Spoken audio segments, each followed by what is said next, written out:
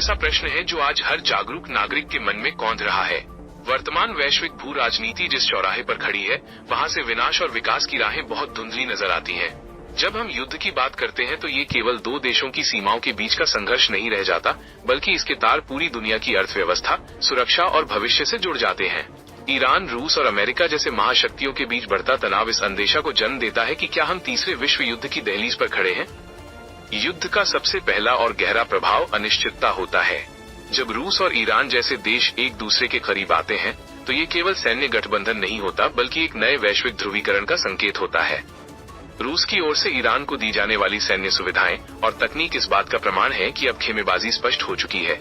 दूसरी ओर अमेरिका की मध्यस्थता की बातें केवल कूटनीतिक दिखावा लगती हैं, क्योंकि धरातल पर उसकी नीतियां और ईरान पर लगे कड़े प्रतिबंध किसी समझौते की गुंजाइश को कम कर देते हैं। जब दो पक्ष अपनी अपनी शर्तों पर अड़ जाते हैं, तो बीच का रास्ता निकलना लगभग नामुमकिन हो जाता है। आर्थिक दृष्टिकोण से देखें तो पूरी दुनिया में मंदी की आशंका निराधार नहीं है। आज की दुनिया एक ग्लोबल विलेज है। अगर मध्य पूर्व, मिडिल ईस्ट में तनाव बढ़ता है, तो कच्चे तेल की कीमतें आसमान छूने लगेंगी। तेल की कीमतों में वृद्धि का सीधा अर्थ है परिवहन लागत का बढ़ना, जिससे हर छोटी बड़ी वस्तु महंगी हो जाएगी। विकसित देशों से लेकर विकासशील देशों तक महंगाई की मार आम आदमी की कमर तोड़ देगी। यदि यह युद्ध लंबा खिंचता है तो वैश्विक आपूर्ति श्रृंखला, सप्लाई चेन पूरी तरह चरमरा जाएगी, जिससे उत्पादन ठप हो जाएगा और बेरोजगारी का नया दौर शुरू होगा। विनाश केवल बम गोलों से नहीं होता, बल्कि एक गिरती हुई अर्थव्यवस्था भी लाखों जिंदगियों को तबाह कर देती है। रूस और अमेरिका के बीच की बातचीत अक्सर बंद कमरों में होती है, लेकिन उनके सार्वजनिक बयान हमेशा कठोर होते हैं। पुतिन का यह कहना कि अमेरिका मध्यस्थता करे एक रणनीतिक चाल भी हो सकती है, ताकि वो दुनिया को ये दिखा सकें कि वे शांति चाहते हैं, जबकि पर्दे के पीछे वे अपने सहयोगियों को मजबूत कर रहे होते हैं।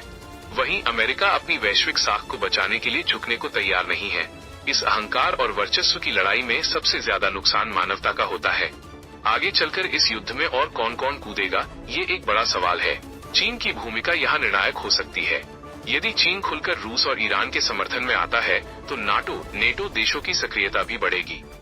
इससे युद्ध का दायरा बढ़ेगा और ये क्षेत्रीय संघर्ष से निकलकर एक वैश्विक तबाही का रूप ले लेगा। विनाश और मंदी का ये चक्र एक ऐसी आग है जिसे सुलगाना तो आसान है, लेकिन बुझाना किसी के बस में नहीं रहता।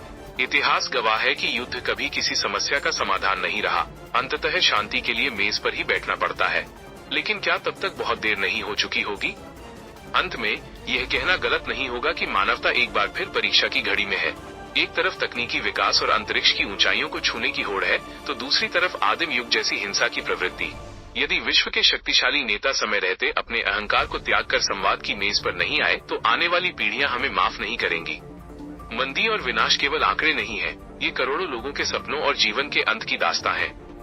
आप इस खबर को लेकर अपनी क्या राय रखते हैं, हमें कमेंट बॉक्स में जरूर बताइए। ऐसी ही ताजा और अनसुनी खबरों के लिए अननोन न्यूज अपडेट चैनल को सब्सक्राइब करना न भूलें।